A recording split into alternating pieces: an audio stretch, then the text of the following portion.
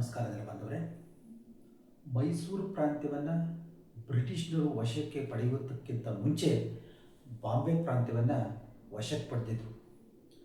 1817ರಲ್ಲಿ ಧಾರವಾಡ ಜಿಲ್ಲೆಯನ್ನು ಬ್ರಿಟಿಷ್ನರು ವಶಕ್ಕೆ ಪಡೆದರು. ನಂತರ 1822ರಲ್ಲಿ ಆಗಿನ ಕಿತ್ತೂರಿನ ರಾಣಿಯಾಗಿರ್ತಕ್ಕಂಥ ಚೆನ್ನಮ್ಮ ಅವರು ಆಡಳಿತ ನಡೆಸ್ತಾ ಇದ್ದರು. ಈ ಸಂದರ್ಭದಲ್ಲಿ ಜಿಲ್ಲಾಧಿಕಾರಿಯಾಗಿ ಮಿಸ್ಟರ್ ಥ್ಯಾಕ್ರೆಯರವರು ಕೆಲಸ ಮಾಡ್ತಾಯಿದ್ರು. ಬ್ರಿಟಿಷ್ನರು ಥ್ಯಾಕ್ರೆ ನೇತೃತ್ವದಲ್ಲಿ ಭೂಮಾಪನ ಕಾರ್ಯ ನಡೆಸ್ತಾರೆ. ಆತ ಬರೀ ಕಂದಾಯಕ್ಕೆ ಒತ್ತು ಕೊಟ್ಟು ಅಳತೆ ಮಾಡಿಸ್ತಾನೆ. ಇದರಿಂದ ಈ ಭೂಮಾಪನ ದೋಷಪೂರಿತ ಅಂತ ತೀರ್ಮಾನ ಮಾಡಿ ಅದನ್ನು ರದ್ದು ಮಾಡ್ತಾರೆ. ನಂತರ ಮೇಜರ್ WC ಆಂಡರ್ಸನ್ ನೇತೃತ್ವದಲ್ಲಿ ಭೂಮಾಪನ ಕಾರ್ಯ ನಡೆಯುತ್ತೆ. ಇದು 1845ರಲ್ಲಿ ಪೂರ್ಣಗೊಳ್ಳುತ್ತೆ.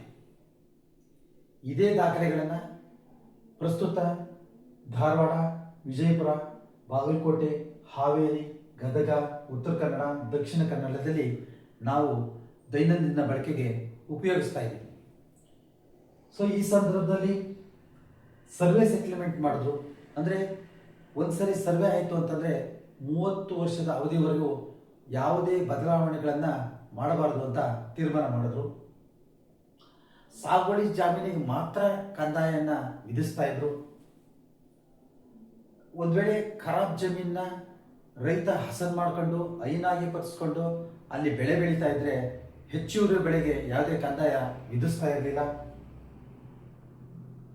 ಬೆಳೆದ ಬೆಳೆ, ನೀರಿನ ಸೌಲಭ್ಯ, ಮಣ್ಣು ಆಧರಿಸಿ ಕಂದಾಯನ ನಿರ್ಧಾರ ಮಾಡ್ತಾ ಇದ್ರು. ಎಲ್ಲ ಭೂದಾಖಲೆಗಳನ್ನು ಪೇಪರ್ ಮೇಲೆ ಬರಿತಾ ಇದ್ರು. ಇದರಿಂದ ಹೆಚ್ಚು ಪ್ರತಿಗಳನ್ನ ಮಾಡೋದು ಮತ್ತು ಸಂಗ್ರಹಿಸೋದು ಕಷ್ಟ ಆಗ್ತಾ ಇತ್ತು. ಆ ಸಂದರ್ಭದಲ್ಲಿ ಲೆಫ್ಟಿನೆಂಟ್ ಡೇವಿಡ್ಸನ್ ಈತ 1839ರಲ್ಲಿ ಎಲ್ಲ ದಾಖಲೆಗಳನ್ನು ಟ್ರೇಸಿಂಗ್ ಪೇಪರ್ ಮೇಲೆ ಅಳವಡಿಸಿ ಅವುಗಳ ಪ್ರತಿಯನ್ನು ತೆಗಿತಾ ಇದ್ದ. ಇದನ್ನ ಮೊದಲ ಬಾರಿಗೆ ಆತ ಪರಿಚಯಿಸಿದ. 1840ರಲ್ಲಿ ಪ್ರತಿ ಜಮೀನಿನ ಗಡಿಗಳನ್ನು ಗುರುತಿಸಿ ಗಡಿಗಳನ್ನು ಹಾಕಿದ್ದಾರೆ.